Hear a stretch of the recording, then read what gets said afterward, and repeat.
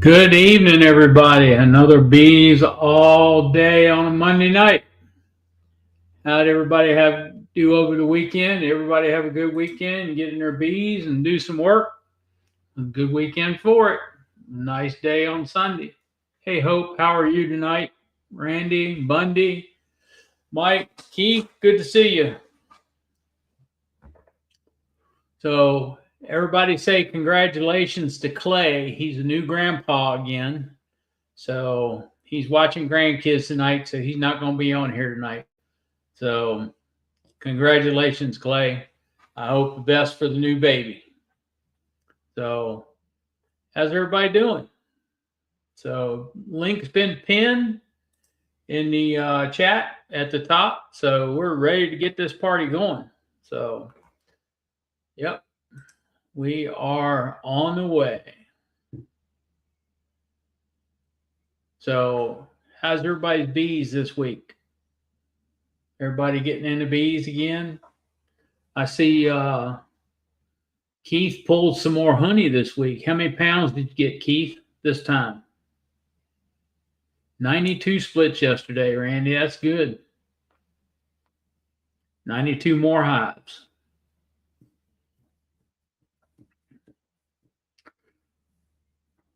So Charlie may or may not be on tonight. He may be in the background listening. It's hard to tell. He's in Georgia. He did post a video today of pulling queens down there in the queen yard in Georgia. So he said they pulled about 100 queens. I was texting with him earlier. So he said if he could get on, he would. If not, then we're going to continue on with the party. So we got in bees this weekend. Hey, Sandy, how are you? Good to see you on here tonight. I don't know if you heard me a minute ago. Make sure you congratulate Clay on being a grandpa again. So he will not be on tonight. I've lost my train of thought. That happens every now and then, I guess. Anyway, we did get in bees this weekend. They're doing well. Put some honey supers on again last week. So we're going to check them again probably tomorrow or Wednesday morning and see if they need more honey supers. Red Creek honey. Yeah, it's still raining up there too. It's raining here tonight too. They were talking about it. Thunder was cracking a while ago, so we'll see. So Red Creek honey, you're in Vermilion, Ohio. Okay, what's your first name? You're new to the channel, so that's why I'm asking. So, well, Sandy, congratulations. I hope when the time comes, you let everybody know. Hey, Mike, how are you doing? Your bees doing okay?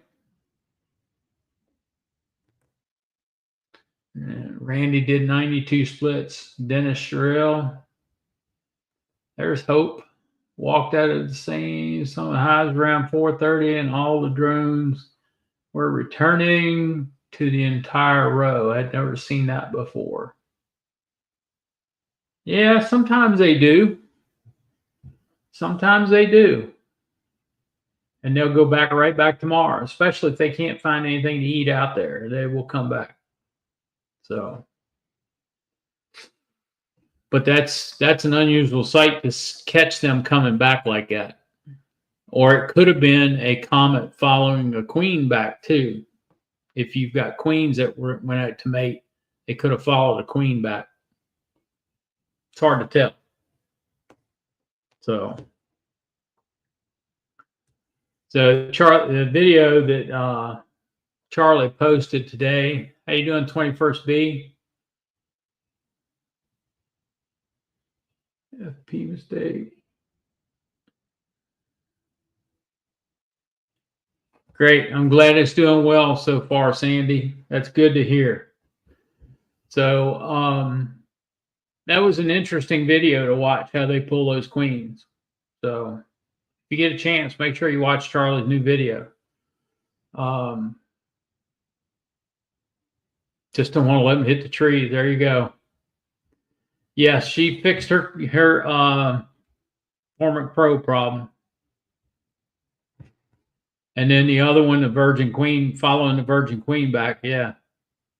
Or following a queen back. Yeah.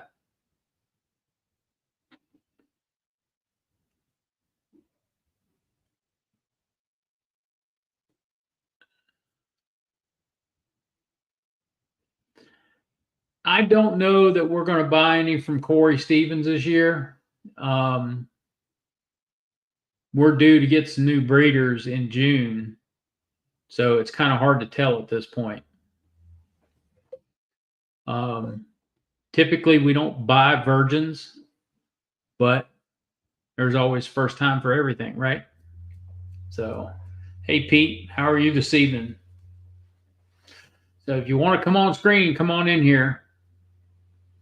I think it's going to be a 10 o'clock kind of night tonight, I believe. So,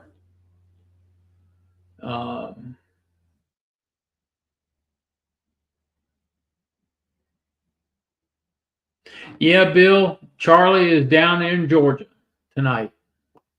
So, yep, he's near you. Yep, that's it.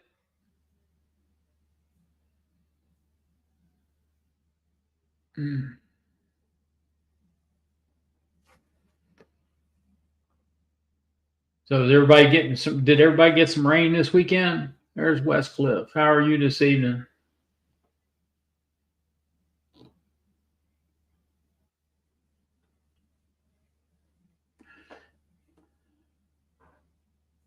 Yeah, I saw that new virus found.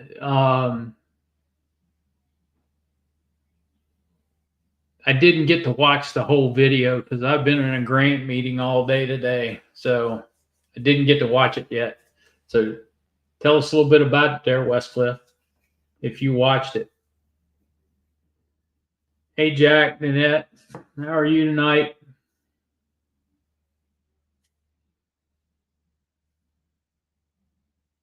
Snow tomorrow.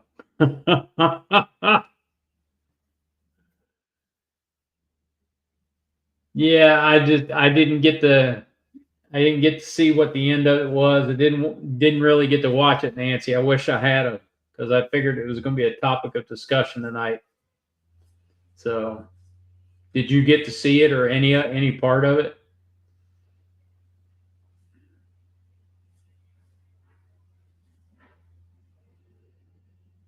2 inches of rain. Everybody got a little bit of rain. They're getting some rain now too.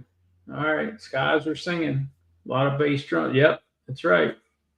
Wildwood Honey Farm. How are you this evening? Bundy. I don't know if I said hey a while ago or not. How are you doing?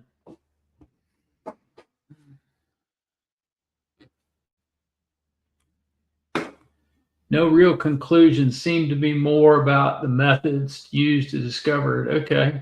So they didn't come out with anything at all on it, Westcliff. They just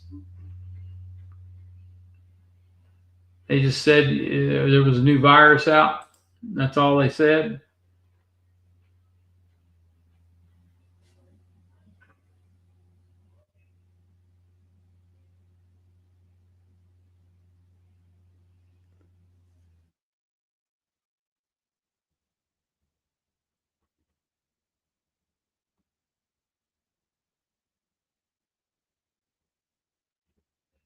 So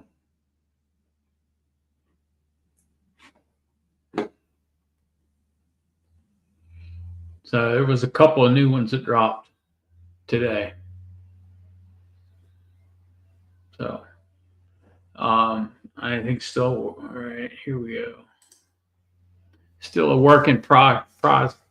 They need more samples, really asking beekeepers to send more samples. Where do they want them sent to?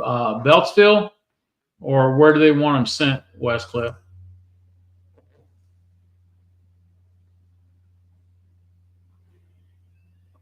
Oh,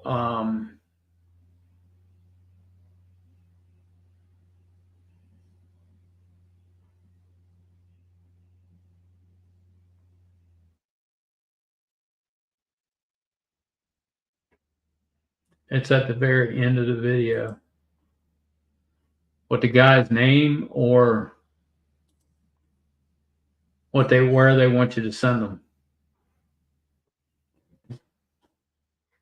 So it's kind of interesting. They found a new virus.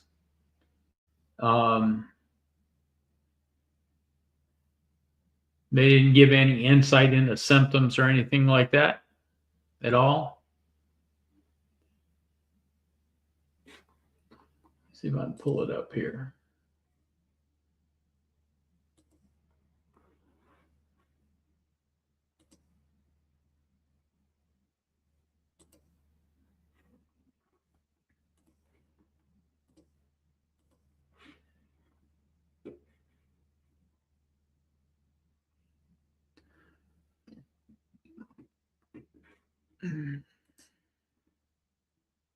They need money. Okay. We all need money, right? Bees are expensive. It's an expensive hobby. So we all need money right now. Everybody needs it.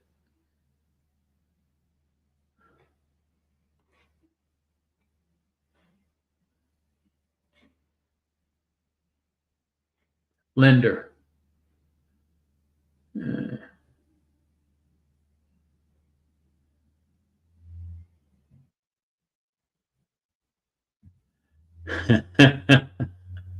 yeah, you're right. We all do need a lot of money right now.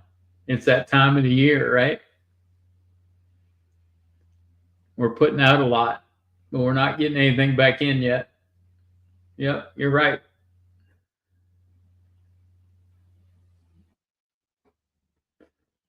So I'm trying to find the video again. It popped up in my feed today in a meeting. So, yeah.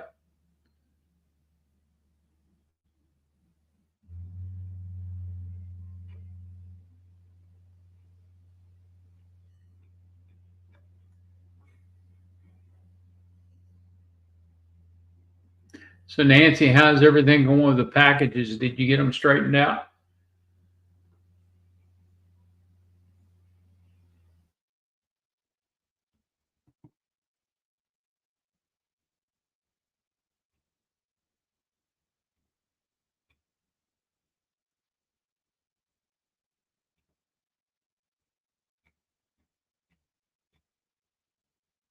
Didn't look yet. Okay.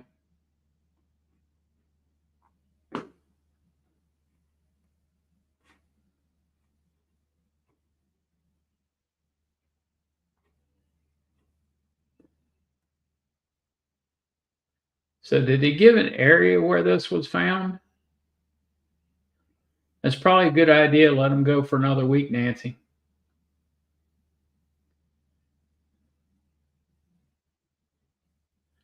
Sandy, you be safe up there. Come back if it passes.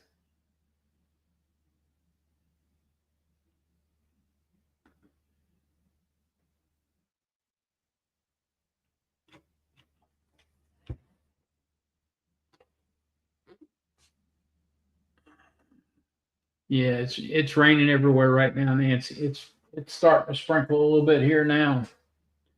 I don't have the thunder I had earlier, but it is sprinkling a little bit here. So, all right, I have to look at that video tomorrow.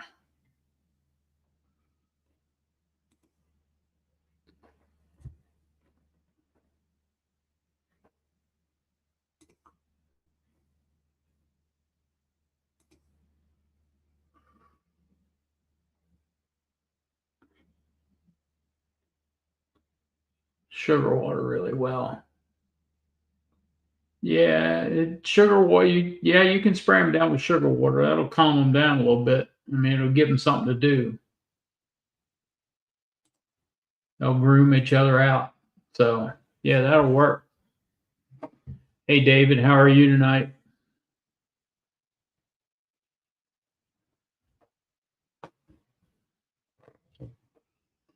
So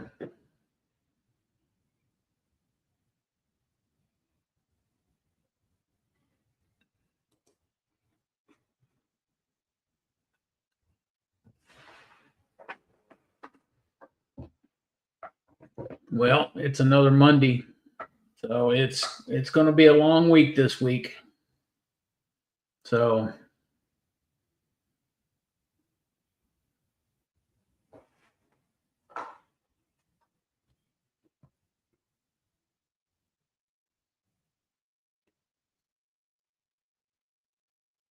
benefit is for YouTube. Yeah, that's a benefit for everybody right now.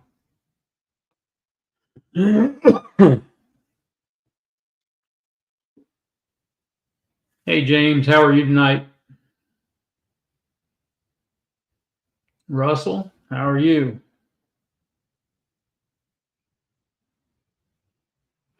So does anybody have a topic they want to discuss? Something we can get everybody involved in. I'm done for the week. Yeah, it's only Monday and I'm done for the week too. Hey Larry, how are you tonight?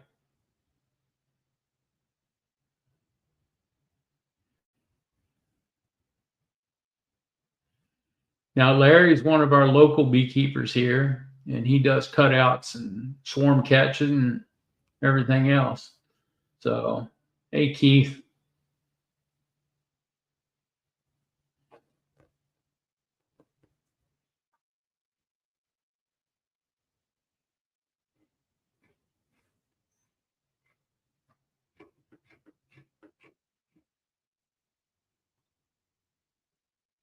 So, no topics tonight that they'd like to discuss. Brian, I have leftover fall honey in my brood chamber, and the bees won't use it. I'm extracting it to give it an open comb. Well, you can keep it, you can bottle it, as long as it's not spotted lanternfly honey. I'm not sure where you're from, but you can keep it, you can bottle it. It's just been in with the bees. That's all. Have you got OA on it? Put any OA on it? And is it all capped, or is some of it open?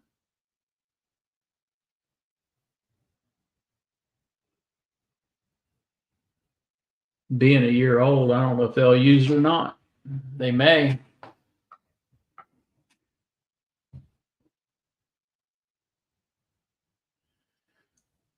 Hey, backyard beekeeper, beekeeping.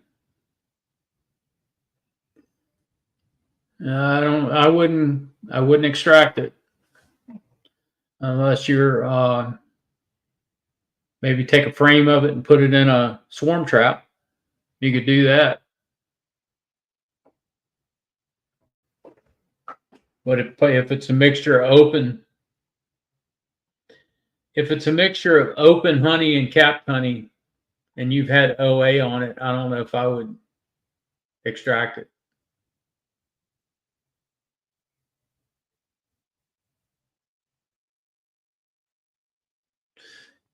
Uh, Small hive beetle country. Yeah. I'd be getting it out of there if nothing else. Yeah, if you don't get it out, they'll slime it. That's correct. I mean, you could extract it and throw it away. So you could do that with it. Yeah, you can make 1-to-1 with it too. Never thought about that. You could make 1-to-1 with it because that's your sugar source. So you'd have to figure out how many bricks of sugar are in it and get the recipe for it. But you could do that.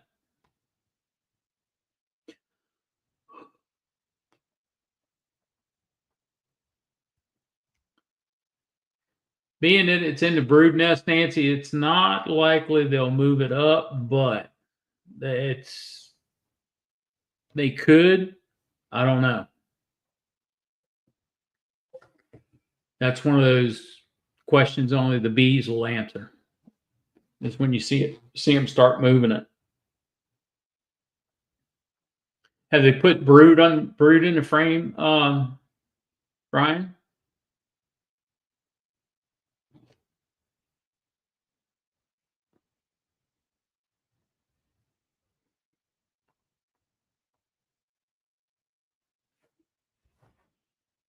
Yeah, I agree with Westcliff. I think that's what I do is extract it, make 1-to-1 out of it, because that's your sugar source, and just look up the recipe for it. I have one double D bait frame, set a few frames.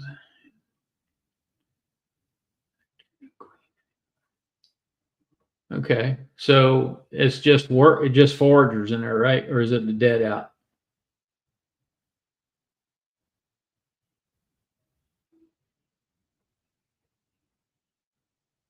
Foragers. You could always put a frame of eggs in it and see if they'll make a queen.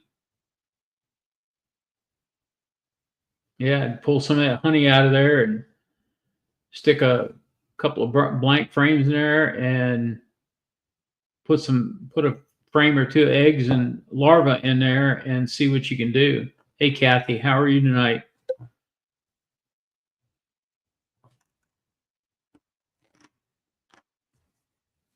I mean, that's always a good alternative, I guess, is that, and then leave that honey for them because they will use it. They'll use it for brood food, and they'll take care of the brood. But when you put that frame of brood in there, make sure you've got nurse bees on that frame because they're the ones that are going to want to make queen cells. So, and you're putting them in a queenless hive. Just don't let them go hog wild making queen cells. Let them make 1 or 2 and then start cutting the rest out.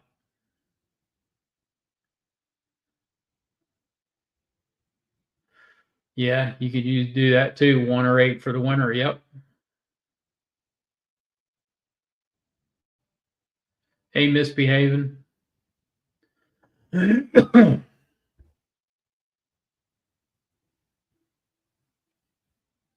Yeah.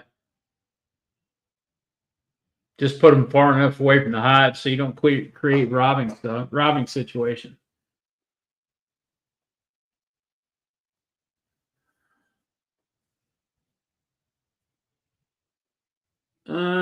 I don't think the OA vapor will do that because you do have when you use OA, you've got open brood anyway. Some open brood anyway, especially if you catch it early in the year when they're just starting to brood up.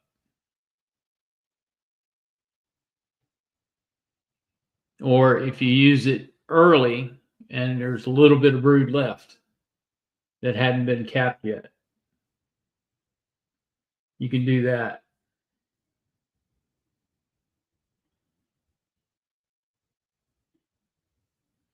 But you don't want to use too much OA because it does affect the brood's gut. I'll help you out, Bill. I won't leave you sitting here by yourself. I know how it feels. Yeah, I know. All right. I'm going to put my comments on so I can see them as they roll by. I was going to try to get, what's his name, to come on. He's always good. What's his name? Good enough? Yeah. When making walkaway splits, should I cut down all but 1 or 2 queen cells or just leave them alone and to figure it out? How many queen cells are you talking about, Morris? Because if you've got multiple queen cells in the donor hive that you're doing the split out of, you're going to have follow-on swarms. When each one of those successive cells hatches, you'll have follow-on swarms. I would cut it down to 1 or 2, well, minimum of 2.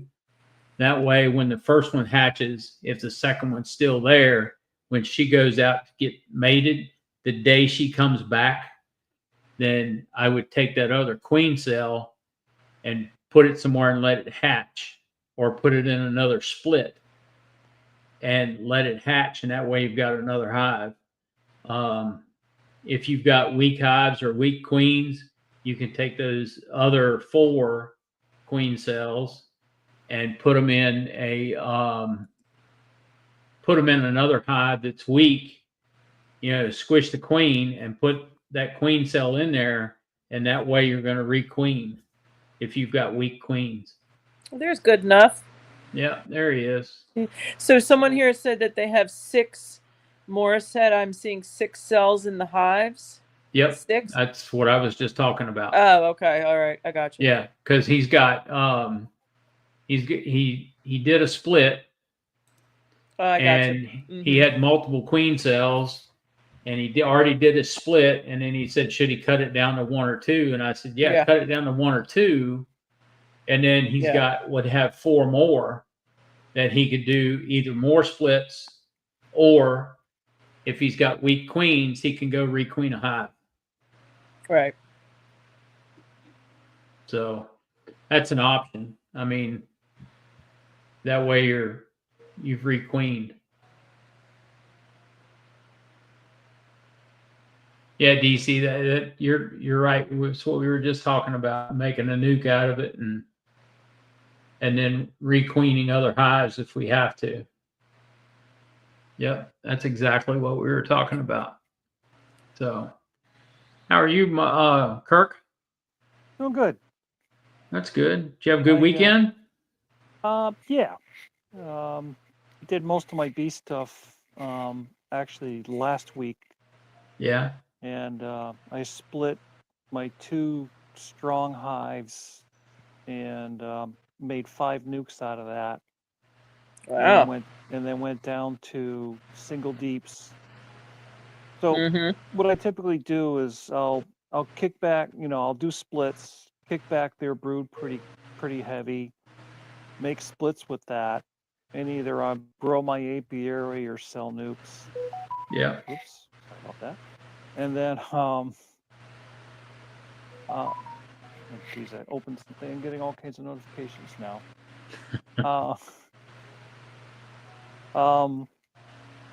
And then because I've cut back on the brood so much, it usually keeps the swarming from happening. And because those hives were strong, they still have a strong foraging force. So we're just starting to get a flow now, and they're in full gear, bringing in the nectar and pollen. And they're even building out wax. I just did a video I show where I have an empty frame, and they already built a area of wax probably about the size of my hand. And then I had another frame that I had put in with no foundation. This was a deep frame that they literally doubled the size of the wax on that one. Yeah. So I find that even though you're taking brood out at this point, you really don't lose on the honey production.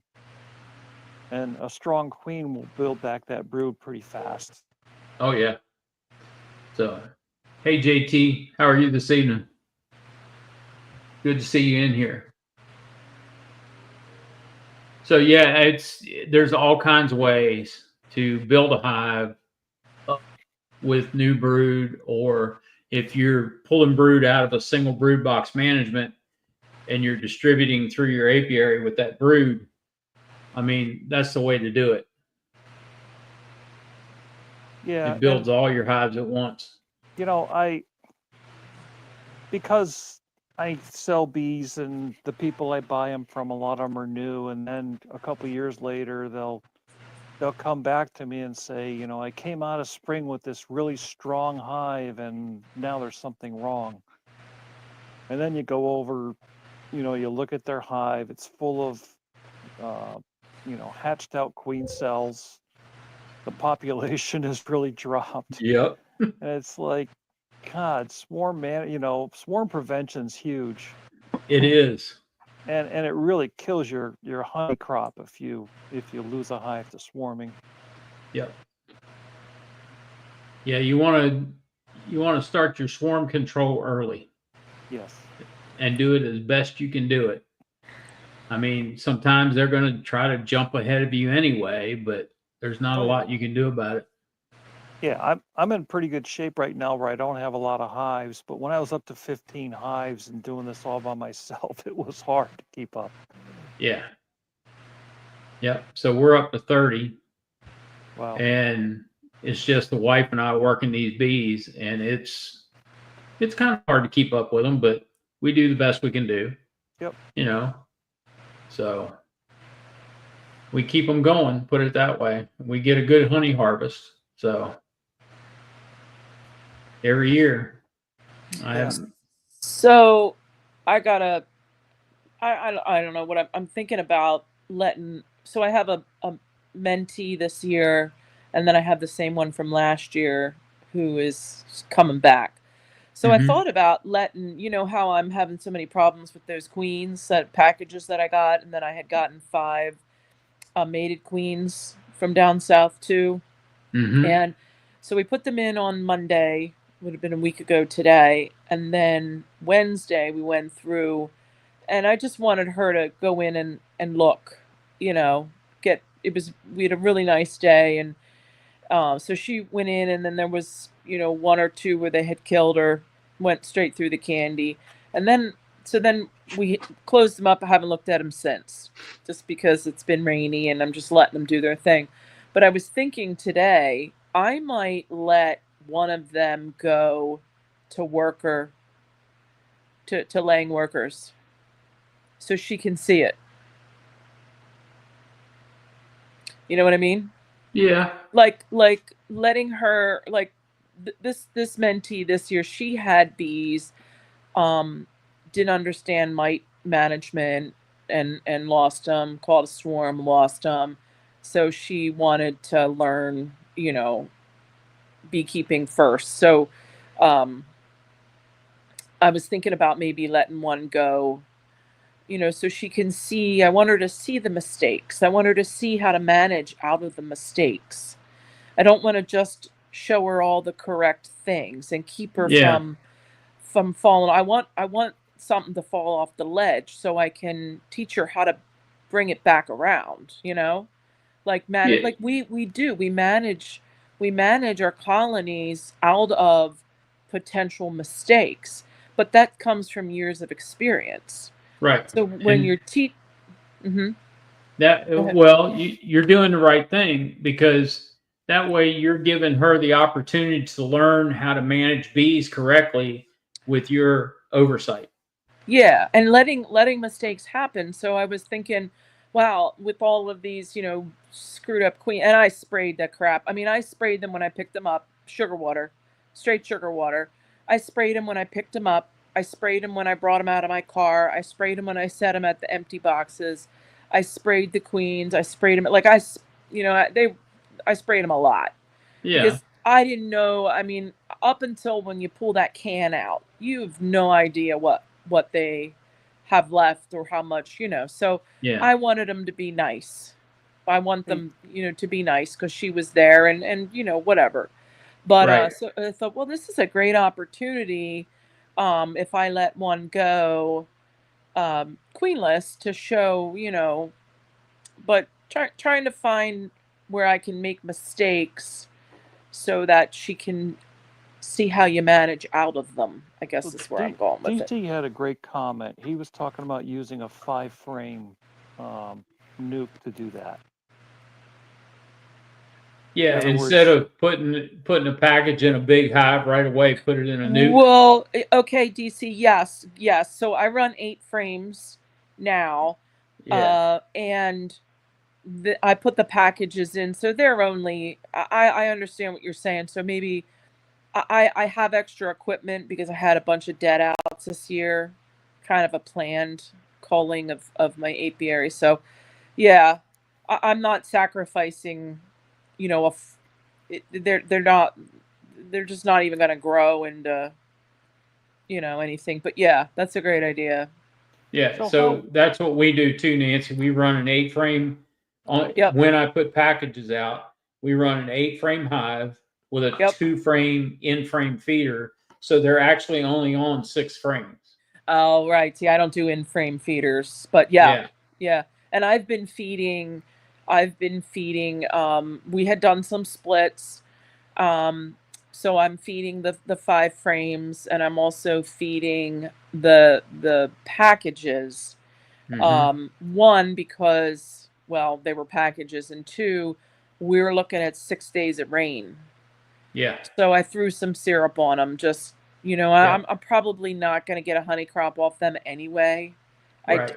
Things have to change here if I'm going to get anything off of them. So I figured, let's just grow them up, let them get some resources, and see if they'll go through winter at this point. I think, I don't know. Yeah. I mean, we look at it like this. We never plan on a honey crop from packages first year. Yes, that's what I'm learning. This is Yeah. my first year with packages since, well, I had one given to me 7 years ago, but I don't remember what happened with that. I mean, it was still a lot. It was alive, but Yeah. I didn't even, it's been so many years. I didn't even think about that part. Right. So, I mean, like I said, we never count on a honey crop first year out of packages anyway. Yep. So we feed them all, until they stop taking feed in the fall.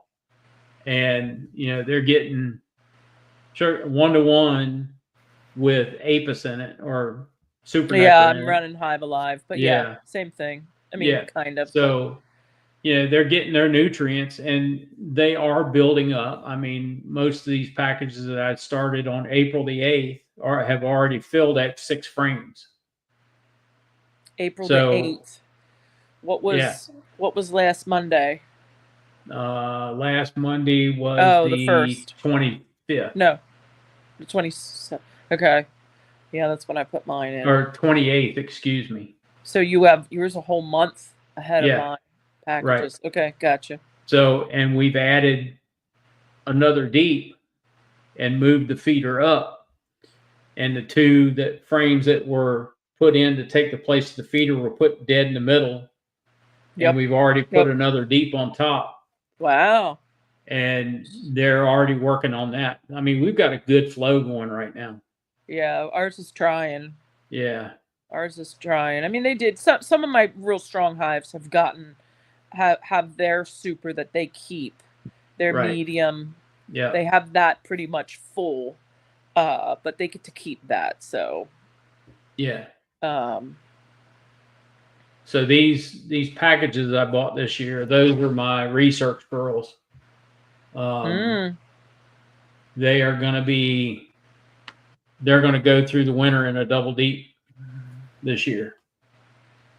So I'm feeding them all along all summer. ugh. They will be fed most of the winter to get them through because I found that even on one of my big 10-frame Manel hives, that was just a single deep. They went through the winter just fine in that hive and came out pretty strong. So, and they built up they're already up to their first honey super. Already. I'm so tired of feeding from last year, Yeah, months and months, and then I'm back. I should just tell myself I love it, and that I just think it's the best thing ever, and then I won't have a bad attitude about it. Yeah, I know. But DC mentioned DC mentioned here. I don't know if you can highlight his. So Charlie loves this concept of putting his apis on in fall, because he is, and I think I've seen it. I've seen his bees. He puts his apis on in fall, so that comes spring, that's the first thing that they're consuming before the flow, and they just are a box of crazy bees. So yes, DC, Charlie swears by it, and I swear by it because there you go. This spring, coming out of winter, after I stopped feeding pollen patties, I started feeding those apis bars, the apis fondant bars, and the bee bites, which are seaweed bars. And it's like somebody flipped a light switch on with those bees and those Anel hives, and I mean they just went boom and exploded after I started doing that. I wanted to get a case of those bee bites, and I totally forgot. Yeah. So it's just night and day difference with those supplements because yeah, an Apis fondant bar because Apis Biologics you can't buy it through Apis Biologics anymore. You got to buy the Apis fondant bars through Strong Microbials, DC.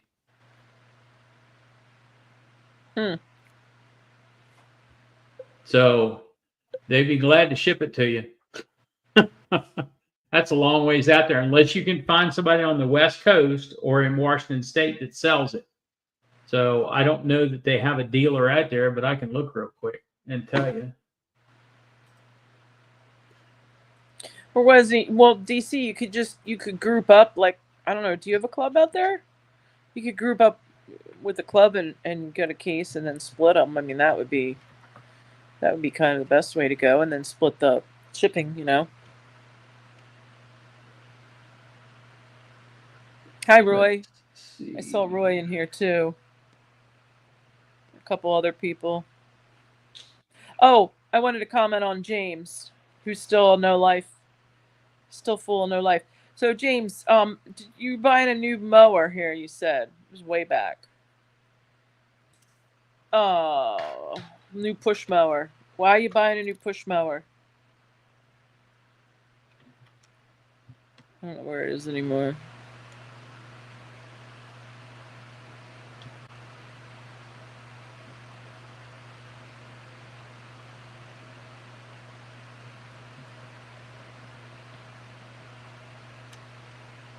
Well, anyway, so if you let the grass grow, I saw it last year, and I'm doing it again this year. If you let the grass grow in the front of the hive, cuts down on robbing. Everybody's worried about cutting the grass down in front of their hives. Let it grow. They navigate just like you coming in the front yard around a tree. Like, that tree's there. You go around it to get to your front door. They'll do the same thing. Oh, I thought you were okay. I got you. I thought you were getting one to do your colonies.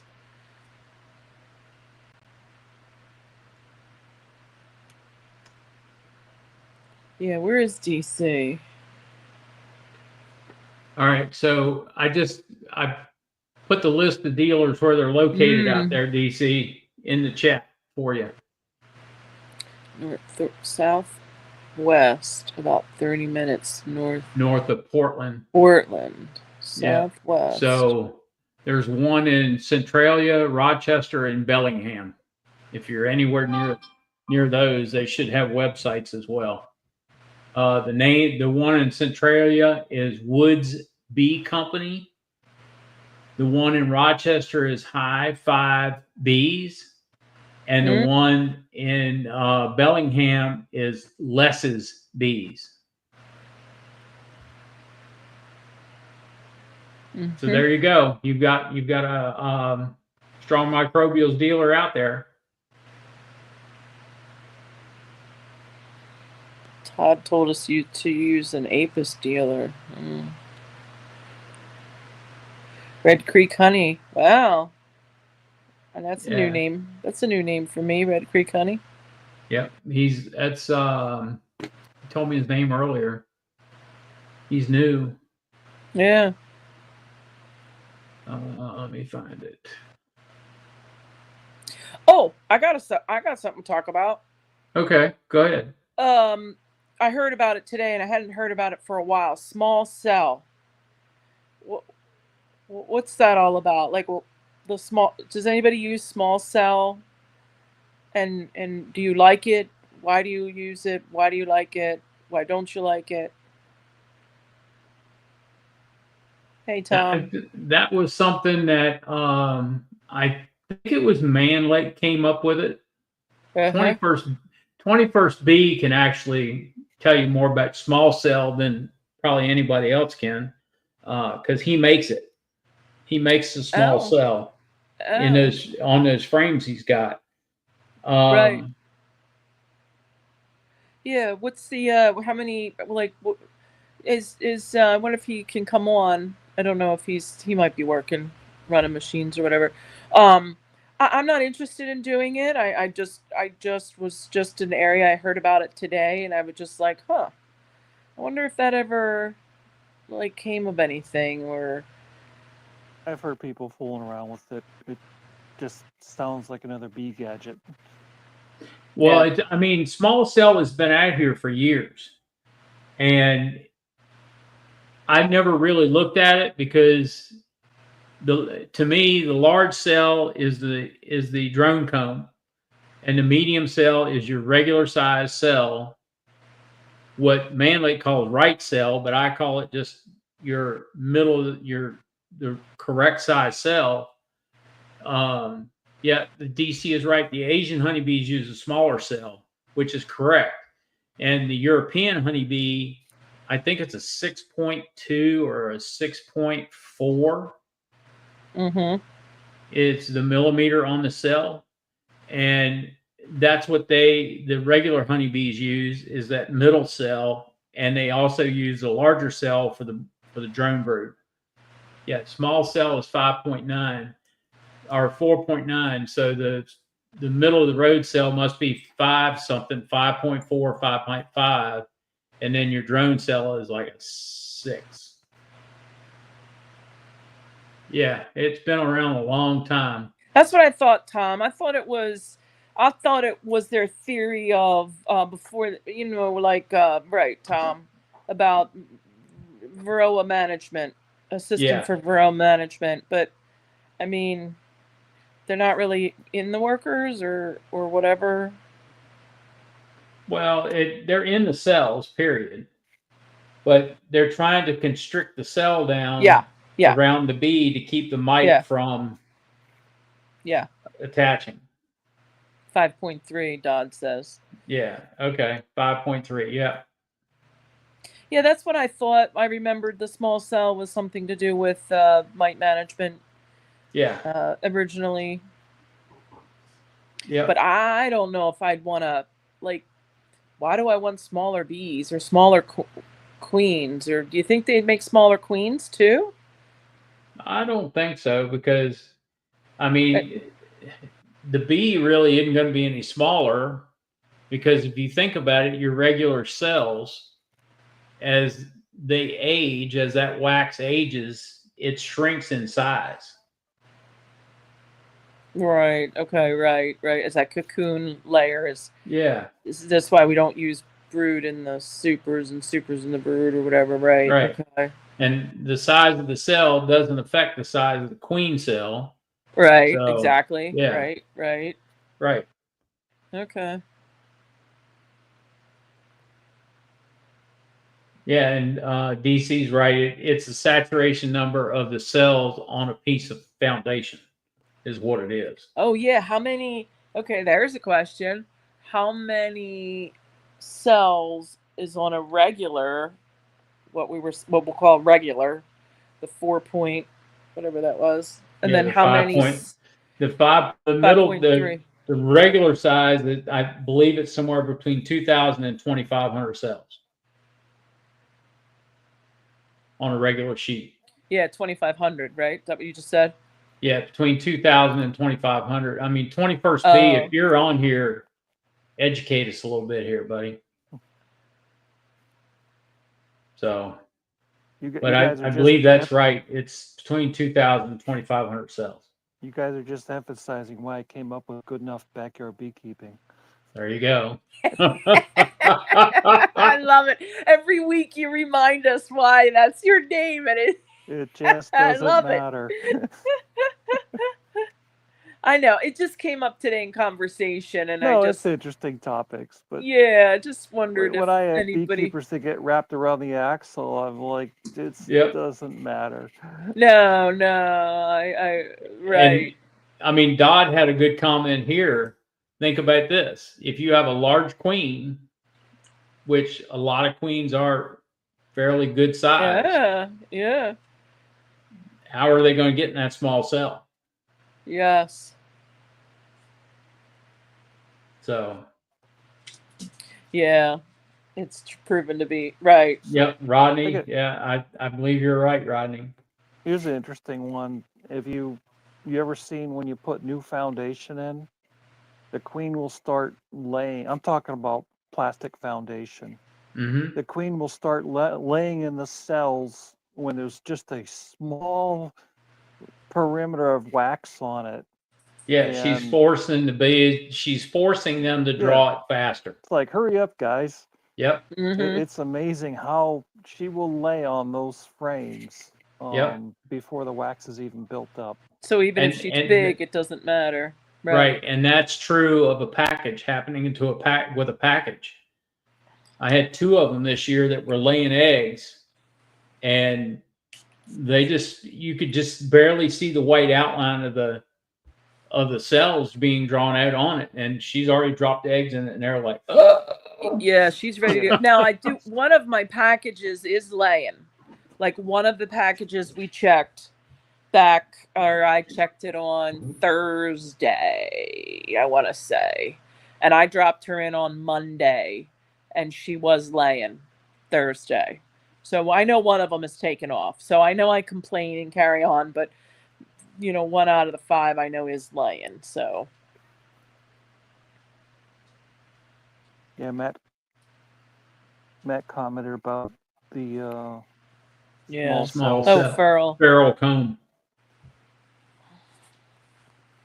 But like I said, I think there is so much theory about varroa mites that people will try anything. Oh yeah. And I do think that people will make it way overcomplicated sometimes. Yep.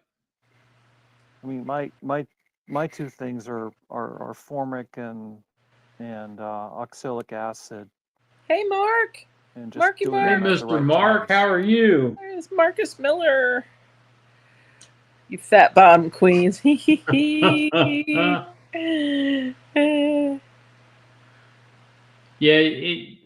people do get wound up around the axle about varroa mite a lot, and you gotta operate on the keep it simple method, So Yeah. But there's a lot of people trying to make money on what's the latest thing out there. yeah, I know. And that video you were talking about earlier about the new virus, was that Yeah. the new virus? So I was watching, is it BeFit? Yes. Yeah. BeFit beekeeping. I'll be honest with you, to me that was more like clickbait. Yeah. Yeah. As I watched it, I didn't learn anything. No, I Nope. was just reading. She read for like 15 minutes, and I'm just like, come on, like I could, Yeah. what's Yeah. Like I said, I think it was more clickbait of, hey, here's a new thing everybody wants to know. I found the solution. Charlie Linder's article in the New Yeah. ABJ. Yeah. And I think they just told us they found something.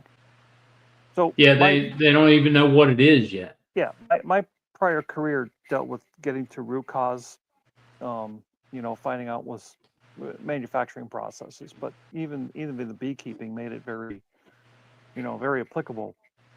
And there might be a new virus, but the real question is, does it matter? No, it doesn't matter. And did it come from the varroa mite? Yeah, and okay, they found a new virus, but that virus could have been around for 20 years. Right. Yeah. We just didn't even know. I mean, it has 22. Like, doesn't the varroa have 22 viruses already, and we don't even understand or really. It's either 22 or 19 at last count. Yeah, something like that. So what's another Yeah. one? I mean, Yeah, exactly. What's another one? It's just something else that we have to keep up with as beekeepers and think about viral load up to 2 months after we treat mites. And we only know the symptoms of 4 or 5 of the viruses, right? I mean, rattle we know off the symptoms. We know the symptoms of chronic bee paralysis. We know the symptoms of the Israeli bee paralysis. 2. We know the symptoms of K-wing, deformed wing. Well, that would be the same. String No, wing. they're different. It's 2 different things. Okay, K-wing, string wing, deformed wing. Well, string wing and String wing and deformed wing are deformed the wing are the same thing. same, right? Yep. Okay, so So we're we've at got 4. 4 right there, and the 5th one is one of the another paralysis that we actually Bulby. know what the symptoms are. But K wing also comes from another virus that's not Yeah. associated with varroa mite. But So there's 2 causes for K wing. yeah, Hey and Chad, how are you tonight?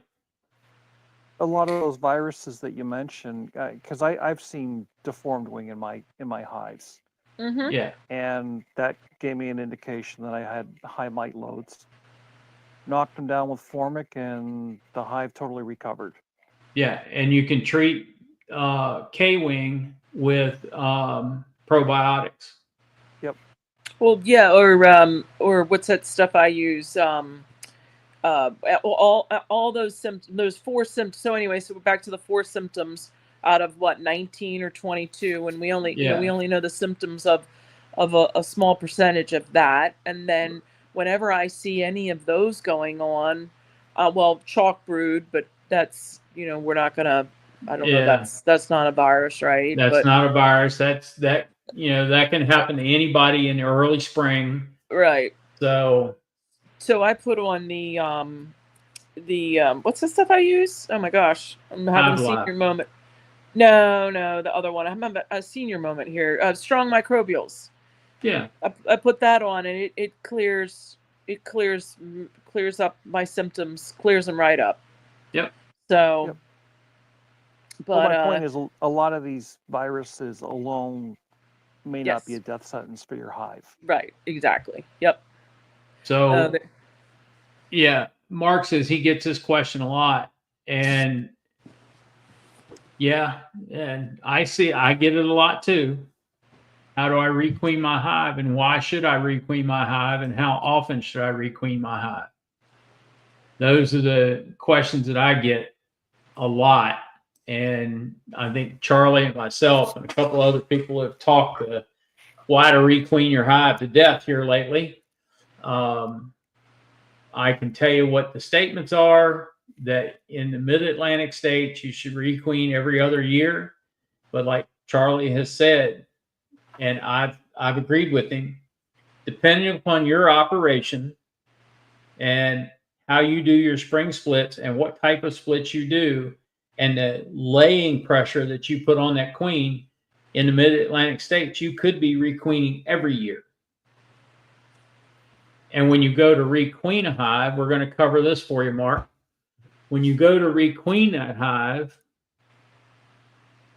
you go in at least 7 days prior to the date that you're going to put a new queen in there.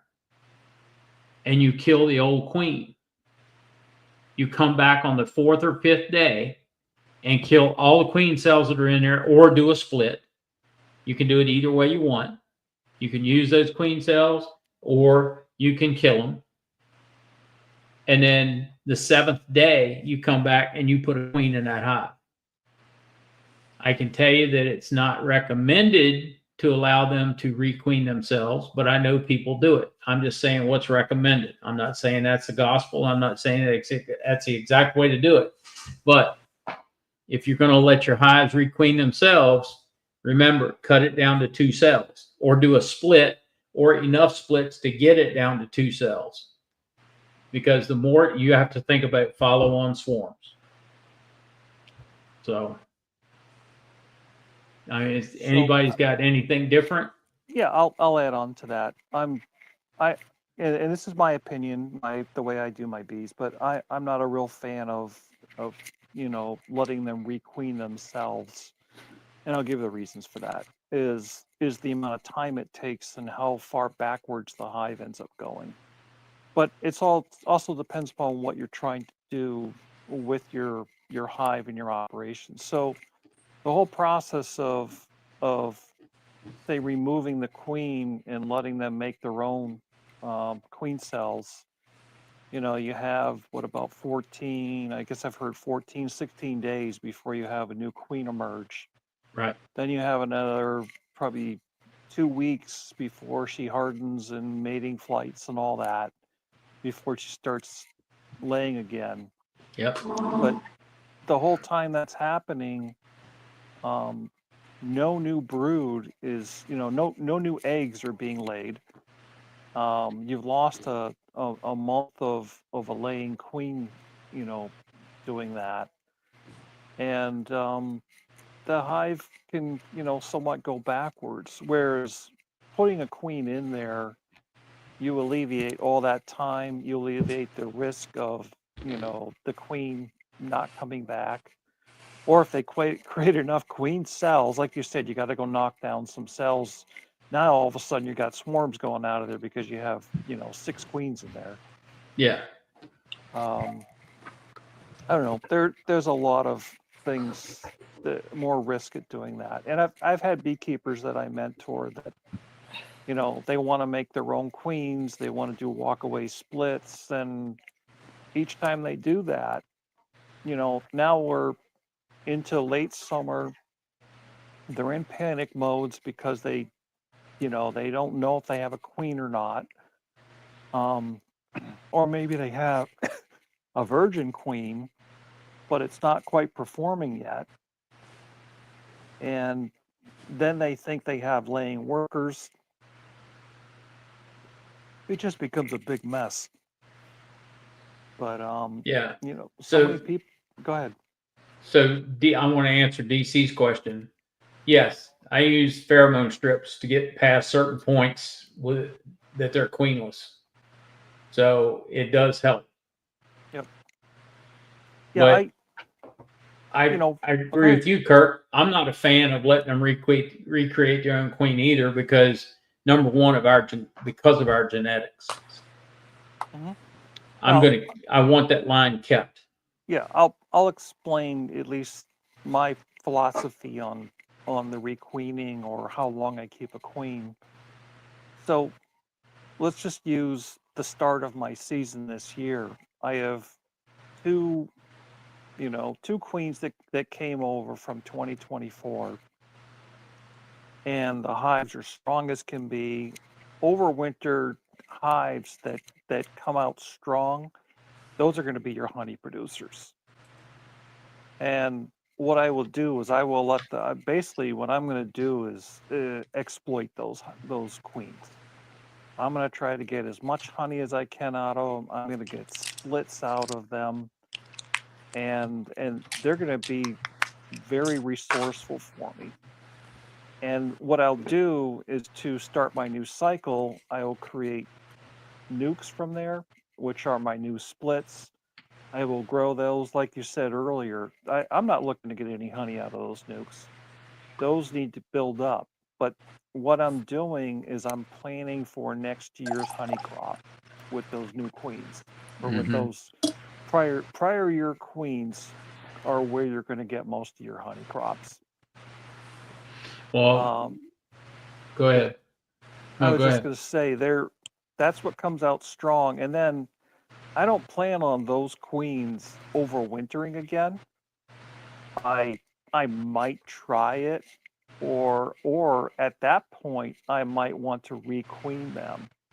Now, when I requeen, though, I will remove the queen, and literally within a very short period of time, or even instantaneously, I will put a California cage in there with the candy, and they'll eat that thing out in probably about a day. They're pretty quick at it. But I found that's worked pretty well. The bees, once they lose their queen, they're looking for a new one. Now, what you do have to do is go in and maybe a week later and just make sure they didn't try to make their own queen, with some of the eggs that were in there. Because that's where you have a problem, because now you have a new queen that's running around that's laying eggs, and then you have these queen cells in there trying to make new queens. And that just becomes a whole other thing. Right. So the reason we do it the way we do it here is because we go in, we crush that queen, and then we come back and check for queen cells. Because if you put that queen in too soon, there's a good chance they're going to ball it and kill it. Yep, they can. So that's why we wait the 7 days. And then we put the queen in, new queen. And they readily accept her because they know they're queenless. And the reason we put a live queen in with, like you, we don't want to wait that 30 days because we're losing the honey production. Mm-hmm. And a strong hive will go south really quick. Oh, yeah. Without a queen. Yep. I've seen too many people that try to let nature do their job, and they're the ones that are calling me up and going, I don't know what happened. This was a strong hive a month ago, and now it looks like it's almost dead. Yeah, exactly. Yeah, I get the same thing. I get the same questions, except it's, well, you're just trying to sell me a queen. No, I'm trying to save your hive. Yes, is what I'm trying to do. It seems like I get the question more from new beekeepers. Mm-hmm. And ones that don't have swarm management. Right. They don't have their swarm management down, and then they swarm, and then they wonder what's going on, and they'll swarm to death. A colony will swarm itself to death. Exactly.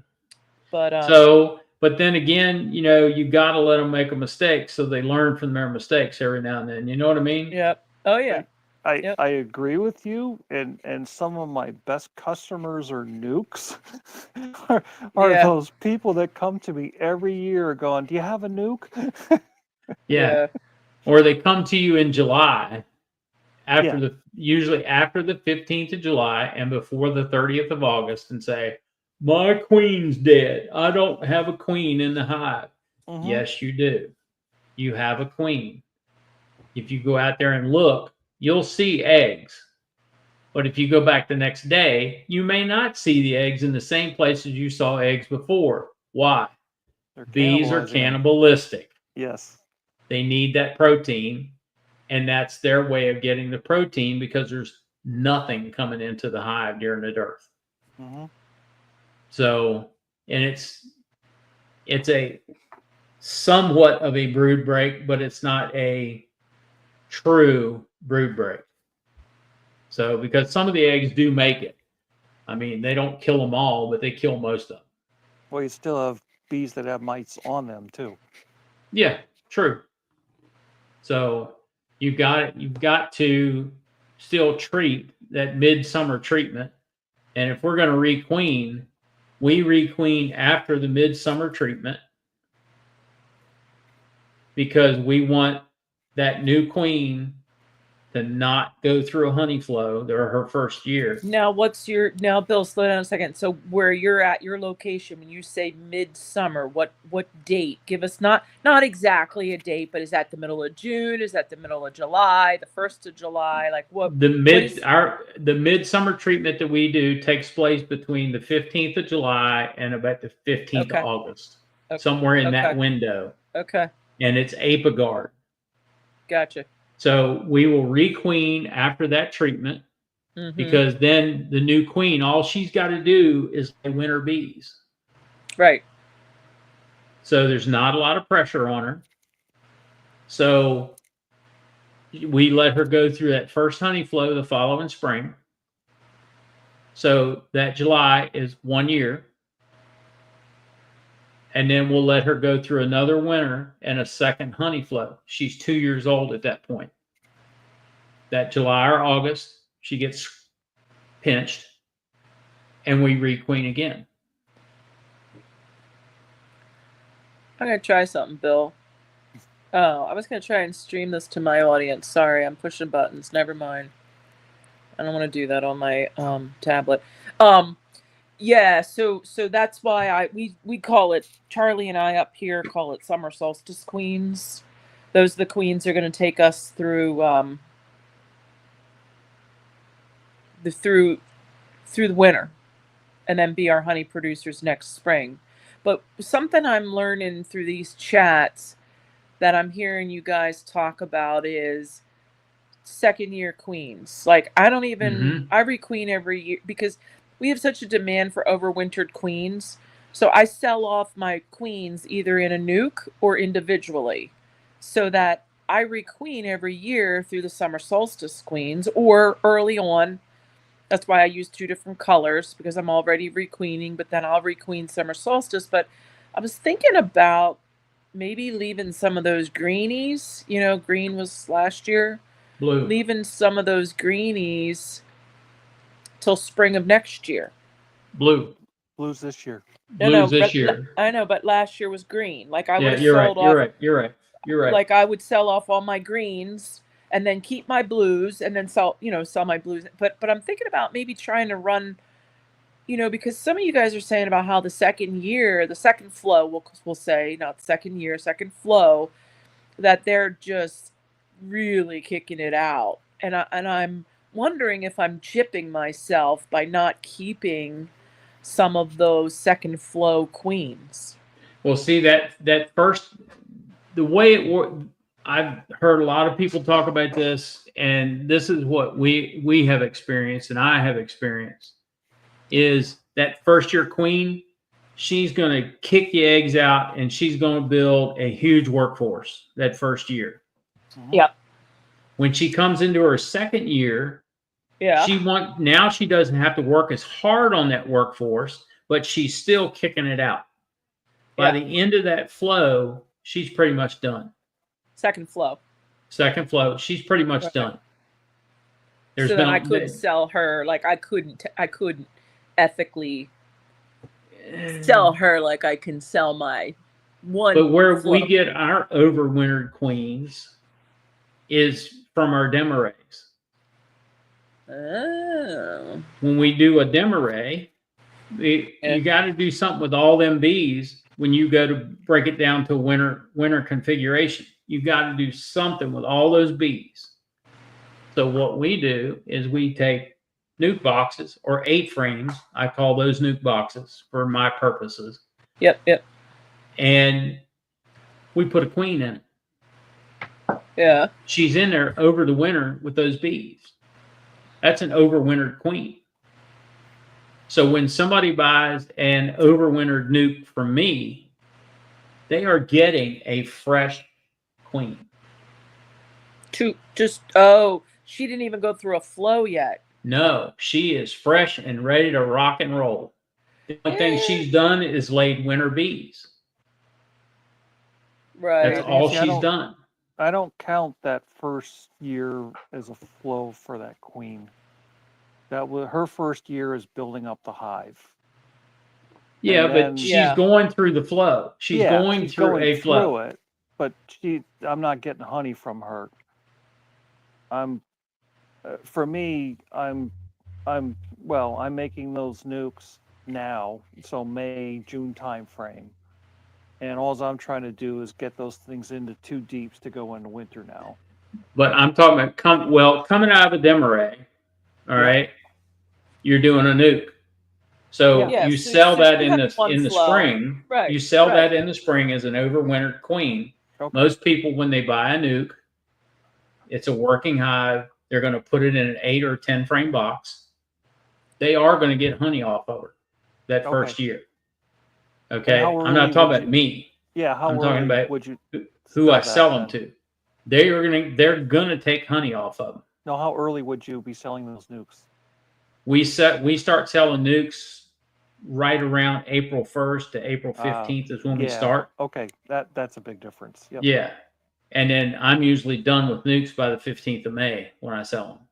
I tried doing that a few years ago, and my hives just weren't developed enough by April 1st. Yeah. So I backed off on the overwintered. Right. Trying to sell anything that way.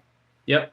And Tom, I agree. It's what you think is best for your bees. I mean, he allows 1 flow queens, and then he requeens after 1 flow. Yeah. The bees, if you've got a lot of hives and you're producing a lot of honey, that queen's been under a lot of pressure. So this year, after I requeen this year, because it's the second year, the end of the second year, I'm gonna requeen, and when they go through that next flow, especially my demaray queens, they're going to get they're going to get requeened after one flow. I want to see how big of a difference it makes. Let's go back here to Mark. Can you also go over a nuke invasion? What's that? Yeah. What's that?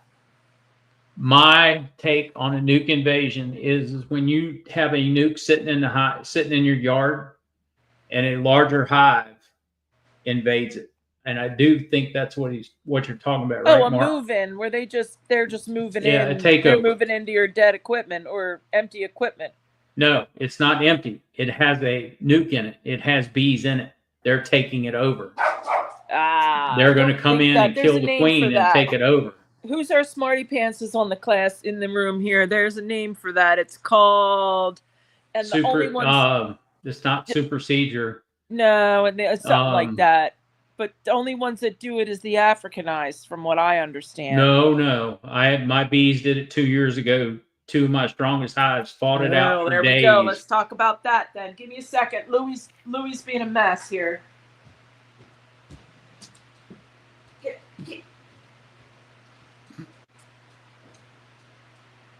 But Bill, you're making me think that my 2 older queens, I might almost be better to get some new queens later in the summer. Now, I did this my first year beekeeping. I split my first hive around August, and I was able to get it up into 2 deeps by the winter time. But yeah, taking those and making resources out of it would essentially be new queens. But yeah, let's. I'm curious what this nuke invasion is. There it is. What is so a nuke invasion? Mark just told me what it was. A nuke invasion is when you take a nuke hive or 5 frames of bees and put it into a bigger hive to requeen it.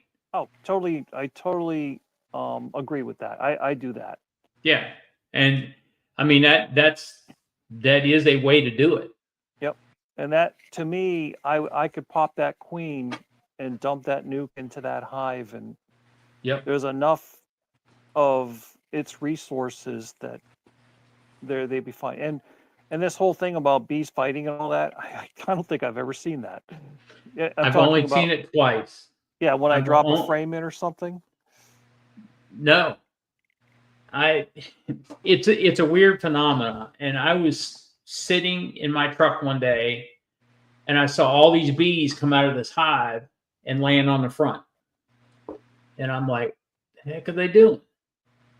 And I looked a little further up the yard, and my other big hive did the same thing. And then they just like passed each other in the air and swapped places on the fronts of the hive. And then they started marching down, and the bees that were left in the hive had to defend the hive. And they did this for days. And finally, on the last day, there was no clear winner or loser. All they did was switch places. That's all they did. Yeah, it's strange. But it's weird to watch it happen, because you're thinking, oh, these bees are going to swarm. No, they didn't swarm. The workforce switched places is what they did. Now, I used to have a couple places in my backyard that I would have groups of hives. And one day I'm walking out to my hives, and these bees are flying right across my face from the one direction to another. And I look where they're coming from and where they're going, and they're robbing out one of my nukes. Not what you were talking about. Yeah. But I'm like, what a sight. Yeah, it is. It's a sight to see. And especially when it's like, and they just crossed over in the air. And I'm like, well, what are they doing? So I walk over to the hive. They weren't bothering me at all. I'm standing there in a t-shirt and a pair of shorts. They weren't bothering me at all. They didn't care that I was even there. And when all was said and done, they went in and killed the queen, and they drug her out on the landing board and left her laying there. Wow. And Anybody come up with that name yet? There's a name for that. Yeah, there is a name for it. Somebody's got to come. What Mark was talking about, and DC calls it plugging in a nuke. Yeah, and that's a good way to requeen a nuke, or usurpation. Yes. Yes, there you go. Thank you. That's different. I just heard that term recently, and they talk about that being with Africanized bees. See, that's what I thought. No, it's not just where they just leave the hive. Yeah. No, it's not well, just, another queen will come in. Another colony comes in. The queen kills the other queen, and they take over everything, and it's all now their colony. Okay. Yeah, but it's not just Africanized bees that'll do it. It's any honeybee. I heard it was only Africanized bees that did it. It's any honeybee, because my bees aren't Africanized. No, but yours aren't. Yours just come in and kill the queen, and then everybody. Well, no, they stayed there. So come honey taking time, I took honey off of them. Look in. Mm-hmm. Well, because I went in after all this took place, found queen cells, cut them out, and I introduced a queen. So there's my queen. My marked queen's in there. She's fine. And they're working just like normal, just in a different hive. Huh. Yeah, I don't know. Yeah, see, he's had usurpation swarms in his hive. I know the Russians will do it. I know Carnies will do it. Not too sure about Italians, and not too sure about Saskatraz or Caucasians. But I know the Carnies will do it, because that's what I have is Carnies. No, don't tell me that. That's what I have. Yeah, I have Carnies. So, yeah. And it's not something you see all the time. No, rarely. I like to figure out who knows about all that, who studied all that, and to come on and talk about it, because I think we're missing some pieces to this, but I don't know. I think there's more to it. Yeah, 21st Bee says his Russians have done it. So, but I mean, nowadays the bees that you get, swarms that you catch, you don't know what you're catching. Actually, you could, they could have Russian traits. You don't know. So,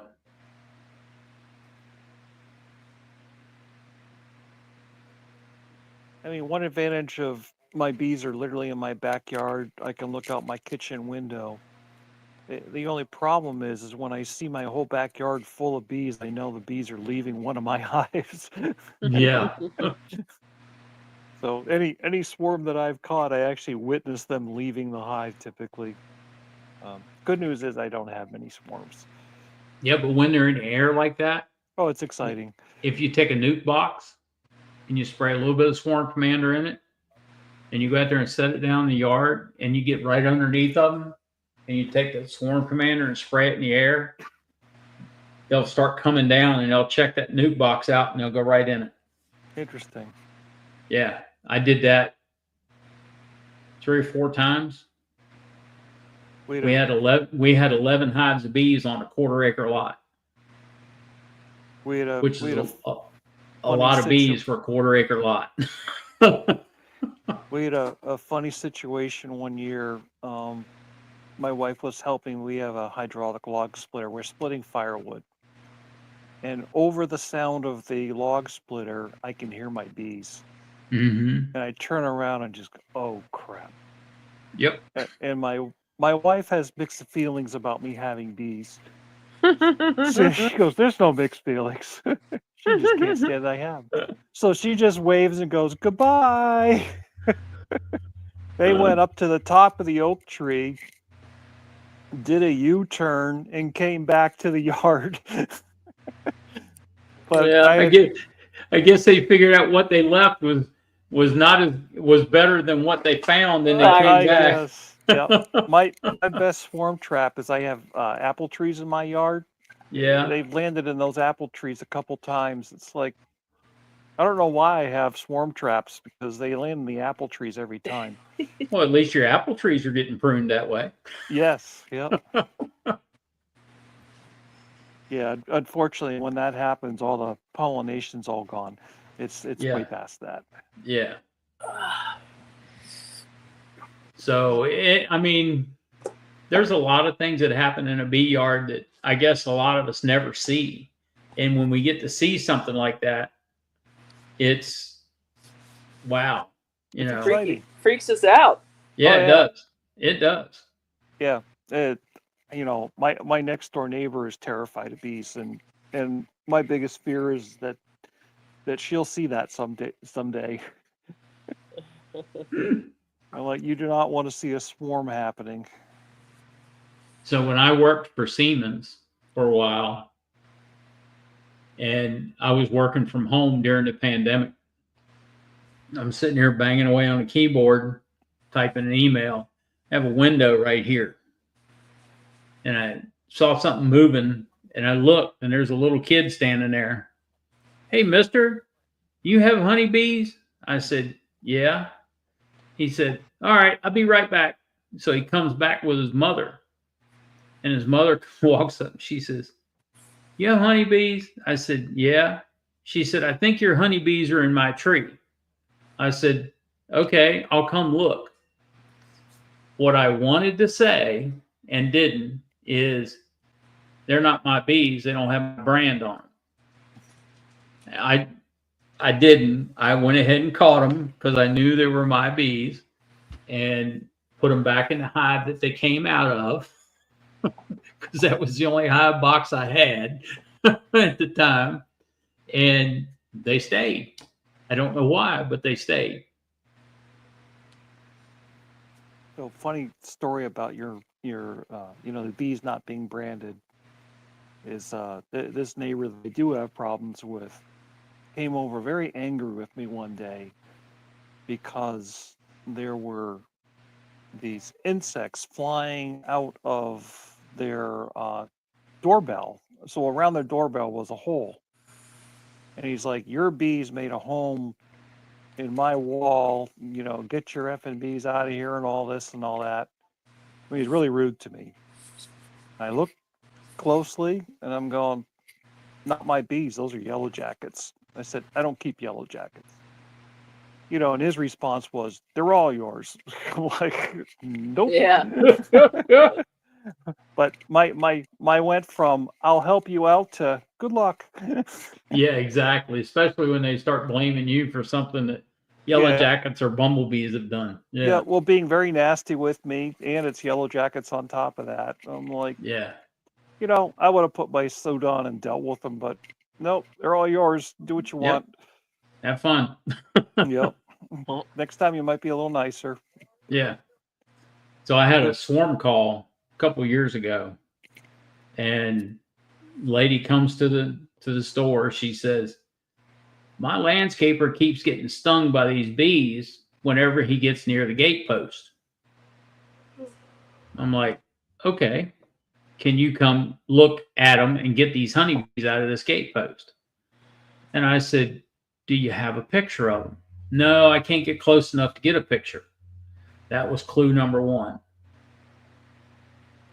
So I said, all right, but I'll be out there in about an hour. So I closed the store, got my bee jacket, got my smoker. Down the road I went. I get there, and as I'm pulling up, I had the window down on the driver's side, and you could hear the bees going past the window. And I'm sitting still. And I'm thinking, that's not a honeybee. So I put the window up. I got out of the truck and walked around to the passenger side, put my jacket on, lit my smoker, and I walked across the road and down the road past the gate post and came back across. These European hornets found me and were flying directly at me. Mm. And I said, I'm done. So I smoked myself really good, walked back across the road, whole time smoking myself, and back to the truck. Got in the truck and then took my jacket off. Here she comes tootling down the driveway, and I drove up the driveway to meet her. And I said, "Those aren't honeybees, ma'am." "Well, what are they?" I said, "They're European hornets." And I said, "Didn't your landscaper, did he say something about how bad it hurt when he got stung?" She says, "Yeah, he got stung multiple times, had to go to the hospital." I said, "The only way to get them out of that gate post is to go out there at night." I said, "You can buy poison that's a powder, but you got to get that nozzle up in that hole to spray it. And that'll kill them. Or you can knock that gate post over and burn that nest." I said, "Those are the only ways you're going to do it." So, yeah. So Nancy, Mark's got one for you. Oh, what? Pros and cons of clipping queens. It's not a bad thing. Okay. Chipping queen's wings. Yeah, so I started clipping, because once mine lit off, there was no way I was going to catch them because they went over the farmer's field, and that's 50 acres of open field. And so I decided I was going to clip my wings, mark and clip them. And it's been great. So how do you clip them?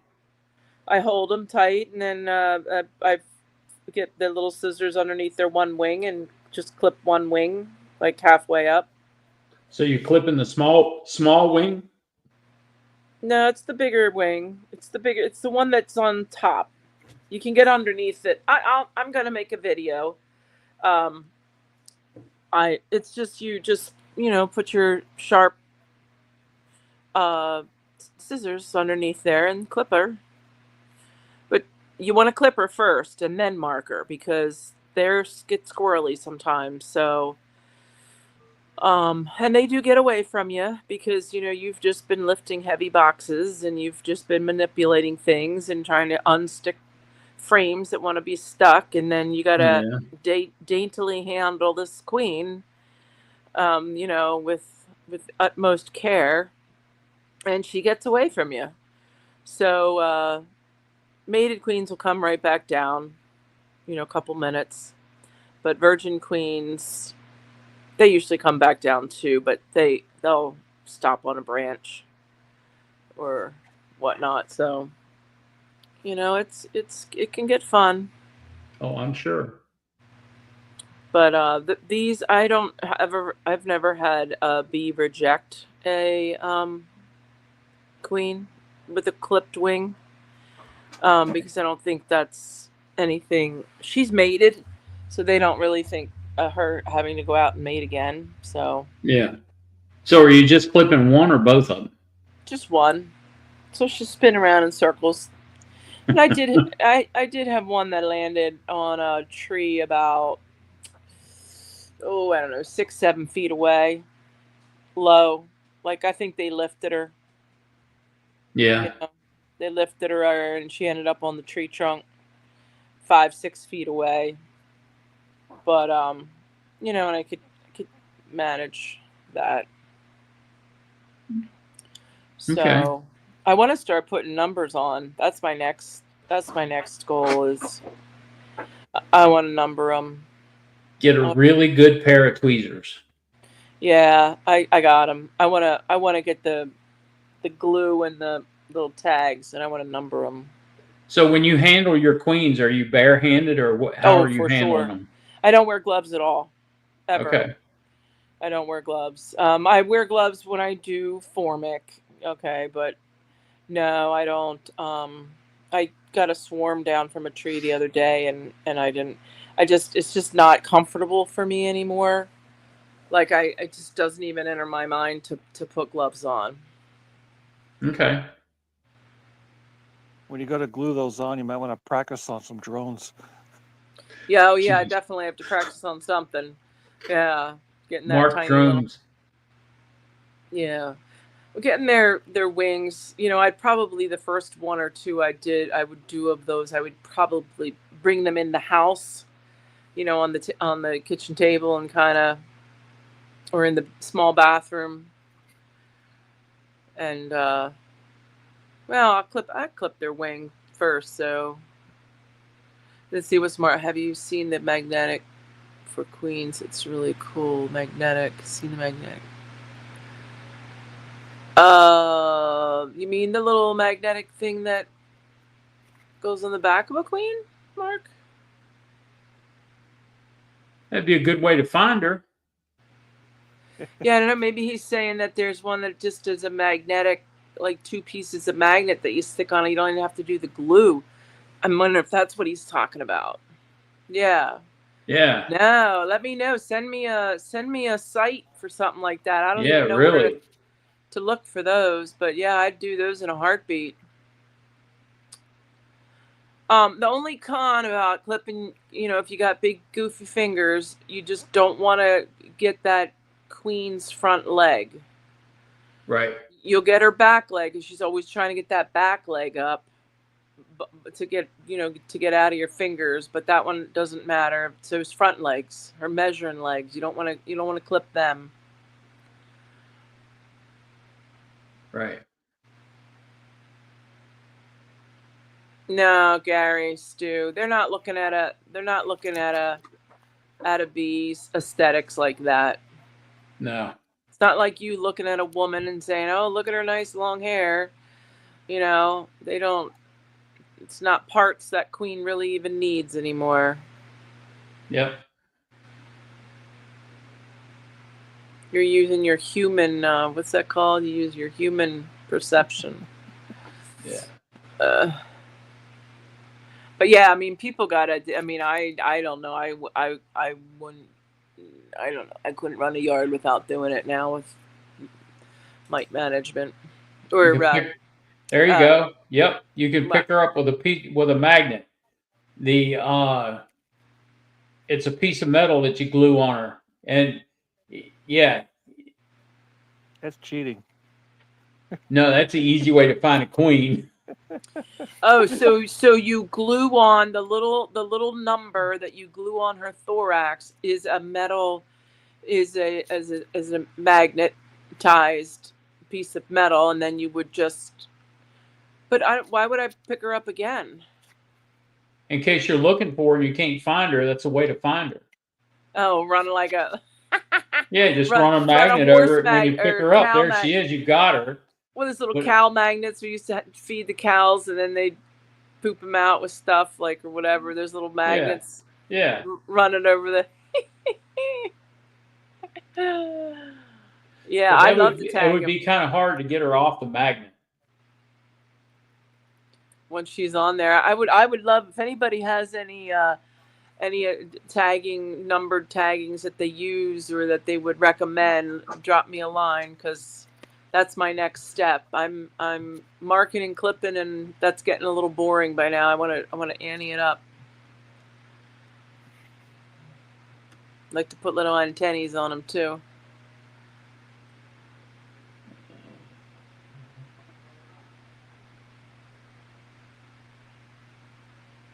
What's this, Gary? You can take a mated queen off the frame, put another.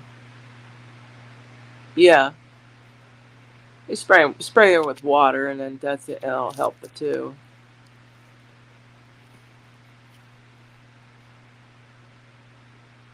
Here we go.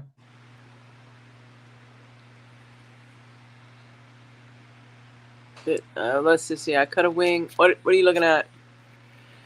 I cut a wing. It's a magnetic marking system that comes from Europe, because it's in euros or pounds, and it's a numbered system.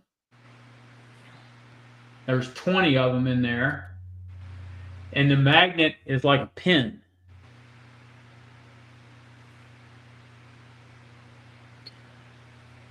And the top of it is, you click it and it cuts a magnet off. It's a starter set. Oh, neat. Now, who Yeah. has that? It's called Voigt and Warnholtz. Hold on a second. I gotta yell at my husband. I don't know how to turn this down. Hey, honey.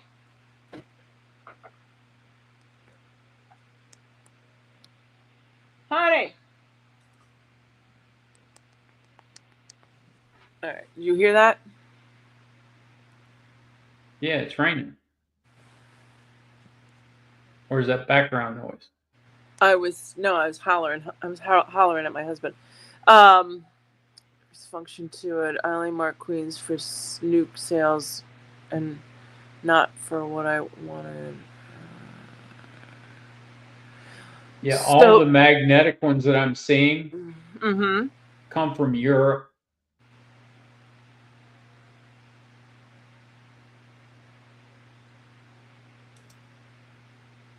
And they're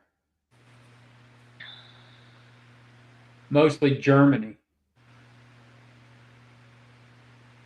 So last fall, I ended up putting 2 queens. I had 2 colonies. I put both queens in one colony. Lost the second colony, of course, because it was queenless. I took it. Spring went over there, looked again, and found that I had put both queens in the same colony. Oh. Yeah. Really? Yep. And they were there, and now I just moved it back over. But I lost a whole colony because they perished. Because they Yeah. didn't have a queen to keep them going. And I had numbers, it was a small yard, but if I had numbers, that wouldn't have happened. And I really, really want to start incorporating that organization system. Yeah. I see it as an organization, because once you're clipping them and marking them, why not put a little dot on them yet? Yeah. You got them right there. You might as well do it. Yup. I think you should bring it to a spa too. Yeah, Get really. get her little antennas done. Get her nails done. Yeah. Get her sperma fecal all shined up. Here's another starter set. Yeah, this is in Sweden. All 5 colors in the starter set. And there's like 20 of them. 20 plates. Oh, so the colors. Okay, so this year would be blue. So she'd be 22 blue. Okay, I gotcha. I wasn't even sure how they did them. Well, they're numbered. They start Right. at 1 and go to 20. And then there would be a whole blue set, a whole green set to work you through the. Yeah. Yeah. I'm going to say this, Mark. If you did it this way and you marked your queens this way, and a beginner was having a hard time finding a queen, Yeah. and you're their mentor, you could go say, "Hey, let's find your queen," and start running that magnet over the frame until you found her. I don't see why they can't be used. Well, I don't know about the magnet part, but I'm thinking that it's just another way to identify the queen. So when you put that number on that queen, you take a picture of her, right? Yeah, and now you have your system, your Yeah. admin system, and then you sell that nuke to somebody, and you send them a picture. This is a queen you have in there. Yeah, and here's her number, and this is what her number corresponds to in my records. Yeah. Yeah. And then if you have another queen in there that's not this queen, then you had something happen. Yeah. Yep. But that's what I would like. I really was thinking about that recently. And I'm not a breeder or nothing. I'm just a regular. I just like to stay organized. Queen Bee says Better Bee has numbers for sale. Yeah, they do. And that kit, those numbers for 1, 2, 3, 4, 5 cards numbered 1 to 100 in the 5 colors is $37.89. Yep. You have to sell one of your queens to pay for that. Yeah, you sell one, you paid for all of it.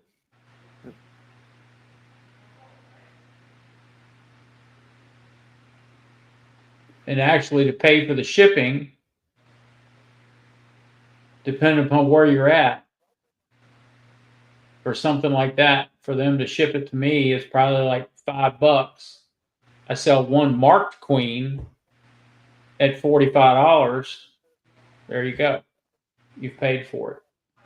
And the shipping.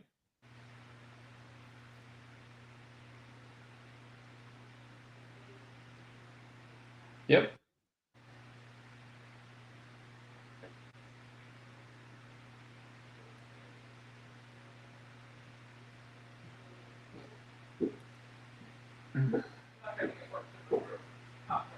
So it's worth it. It's worth every penny of it. So,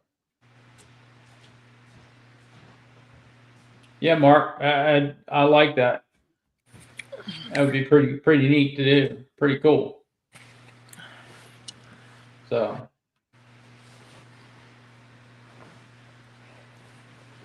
I stepped away for a minute. Now I'm back. What did Mark say? yeah, I was telling Mark, I said that would be a pretty good way to do it. I mean, that way it's there. You know what I mean? Magnetic has a release function. Yeah. It's like that pen, it's got like a click top on it. You just click the top and it cuts the magnet off, the queen drops off.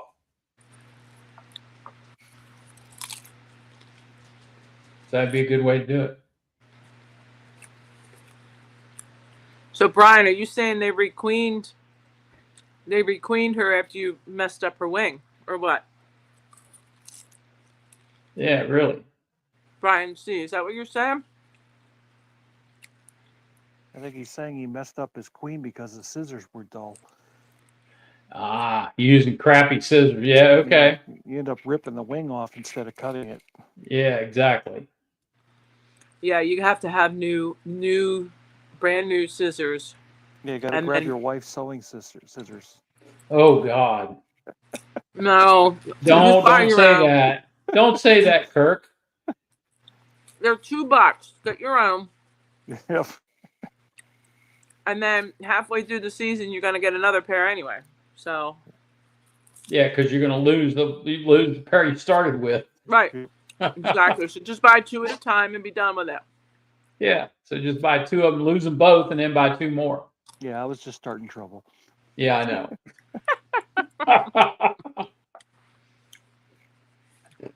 They're real little. They flip. They slide right under the wing. Once you got her between your finger and your thumb. Well, if you're in EMS, you're always in and out of hospital. You can pick up a pair of surgical shears, surgical scissors, or stitching scissors, still surgical scissors, and do the same thing. I think they're called thread or cuticle. Cuticle scissors or thread scissors, something like that. Yeah.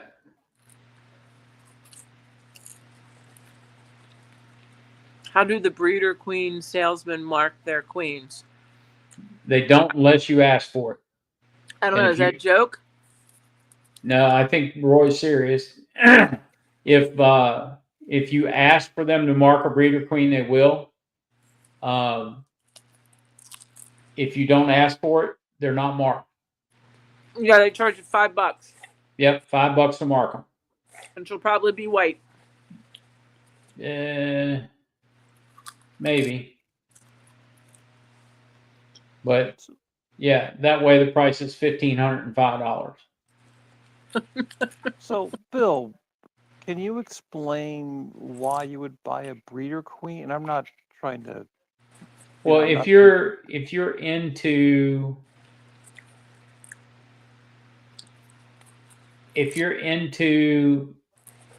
selling queens commercially, because the mother queen, the way the numbering system works for queens, the mother queen is an F0. All right. The first daughter is an F1, and so forth down the line.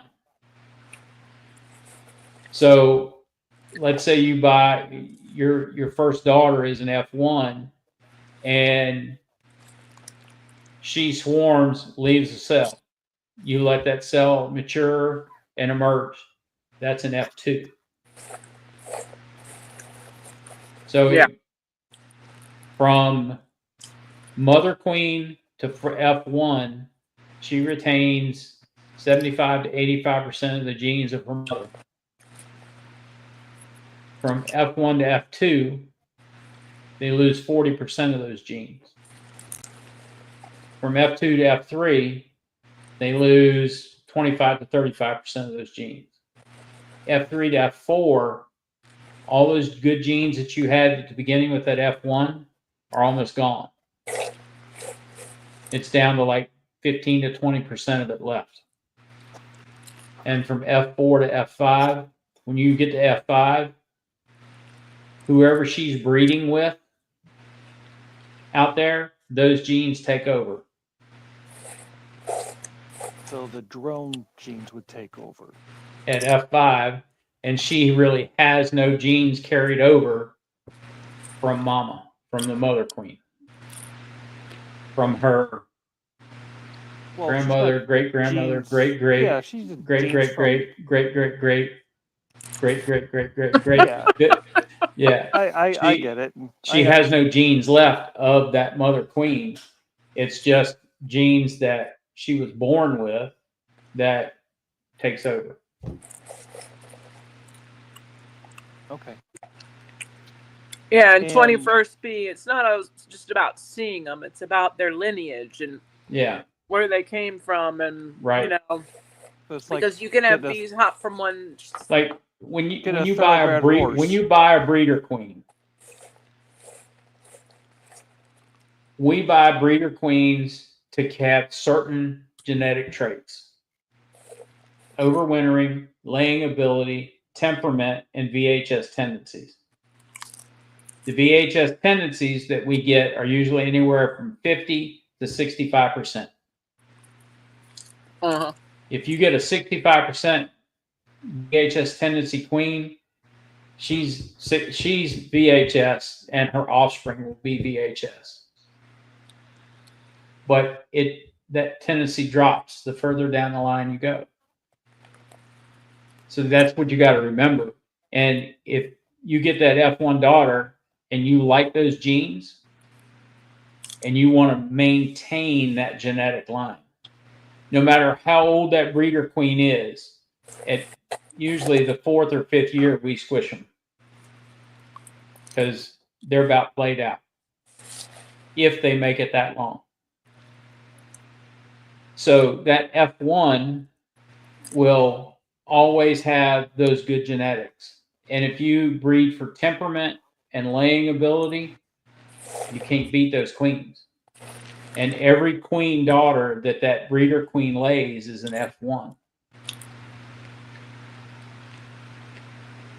So when I'm buying my queens, well, let's just say if I buy a queen from you, then you're getting an F1 daughter. Okay.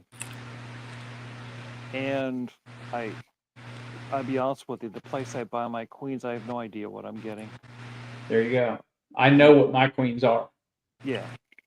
I mean, I started buying queens from this place several years ago, and I just keep buying them from them. Right. I'm happy with what I'm getting. Not knowing what they're doing though. Yeah, and now Mark's queens, he knows what his queens are. He's got queens that he breeds from, and he knows their genetics. He knows what those queens are. What's Mark saying here? F1s lay 100% drones. Yeah, the F1s can lay 100% drones if they're not bred. If they're bred, they, like any other queen, they will lay fertile eggs. Oh. All right. I thought he was saying F1. Yeah, if you don't breed an F1, Yeah. they will lay drones. Right.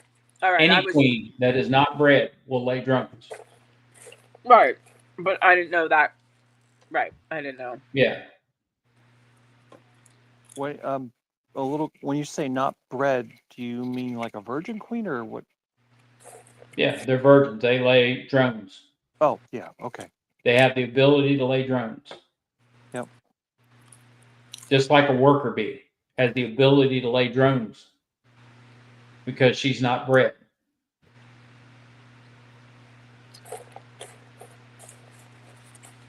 So, yeah, and we want those genetics all the time. So that's why we go back to breeders and So do you mind if use the I F1. ask, like, how many queens a year do you produce? I think last year was like between 15 and 1,700 queens. Wow, that's a lot That's small. That's small scale. in my eyes. No. Yeah, it's small scale Yeah. Yep. compared to some of these bigger breeders like Mark. He produced when he was producing queens for who was it, Mark? Corey? Who was it that you were producing queens for? And you take these Poline dealers. That's true, Mark. It's more about the drone than it is the queen. For the temperament side of it, it's more about the drone because the drones do decide the temperament of the queen, of what those eggs will be. So these larger producers, like early spring, we get queens out of California. We get Pope Canyon queens to get everybody through till our first run comes out. So we're getting queens out of California still right now because our first run of cells hasn't been dropped yet. So I've been hearing the term New World Carniolan. Yeah. What is that different than just Carniolan? I don't know. I have not done any research on New World Carniolan yet. That's just like the Latshaws. There's a couple different strains of Latshaws out there. There's Old Soul, and then there's the newer version. So the Old Soul is a strain that Dr. Latshaw himself created. So, and his son, the newer version of it is what his son has created. Okay. So we use the Old Soul version. Yeah, and I'm done with the New World. Just I had a bad experience, but my bad experience was created a tremendous amount of brood, very little honey, and also became my aggressive bees. So I don't know if that was just coincidence or whatever, but I went back to my original source of Carniolians and back to calm bees again. That's true, Mark. We use the F1s to lay drones as well. We'll pull an F1 every year. A new F1 lays our drones for breeding. Yeah, that's what I was looking here at DC is talking about. Yeah, no, so when their ovaries develop and they can lay drones, and those drones are just as effective as a drone laid by a queen. So when you have a drone laying colony, or you get a drone layer, you want to take those drones and you want to put them in other colonies that are strong. Yeah, exactly. You don't want to shake them. You don't want to kill them. You want to. That's a huge boost to your future apiary. Yep. So, if you do come across drone layers, just cycle them through your yard. Yeah, that's why in our breeding operation, we have a drone layer. And we have a new one every year. Yeah. And that's all she does is lay drones all year long. Yeah, I'm hoping one of my colonies messes up here so I can, I talked about this earlier, but show her what to do with those. So, I personally, I think drone laying workers gets overdiagnosed, but my one experience where I'm damn sure I had one because it was laying in regular size cells and creating little tiny drones. Well, if you've got a laying worker, you'll know that you have a laying worker because there's multiple eggs per cell. Well, I see a lot of times people though. These are those people that I go there and I find open queen cells, and then all of a sudden we look and there's 5 eggs in a cell, and I tell them, I said, your queen has probably just come back from a mating flight, just started laying eggs. Yeah. I said, let's talk in another 2 weeks. Another 2 weeks, this person's got frames full of brood, and Yeah. but there's so many people that see that and they go and buy another queen, and they just keep perpetuating over and over again. Yep. So people need to be careful when they talk about drone laying queens, laying workers. I think it's more rare than they think. Well, the laying workers is more rare, but if you take those laying workers and you put them in a queen right hive, that'll shut off their ovaries of the workers. Yeah, I mean, that one hive that I said I had drone laying workers or whatever it was, because they were laying in small cells. That's one of those where I dropped a nuke into that hive and it took care of itself. Oh, Yeah. right. Yeah. Okay. Yeah, because you can. Those workers are worth it. They're worth saving, because their ovaries will shut off as soon as you put them in with a strong queen. And then you can harvest. You can let those drones they laid, if they tend them and bring them to fruition where they're gonna emerge. They're gonna be good quality drones. So, Brian, it's if you are in a queen breeding operation, you want as many drones as you can get to breed to. That's why we take an F1, we don't breed her, and she lays nothing but drone brood.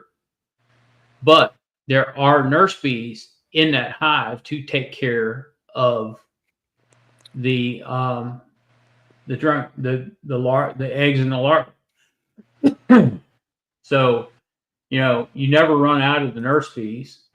You just have a hive full of drones that you're going to breed from. Yeah, drone saturation. Yeah. Flooding. Drone flooding. Drone flooding, drone saturation. Yeah. Yeah, we shake the nurse bees, DC.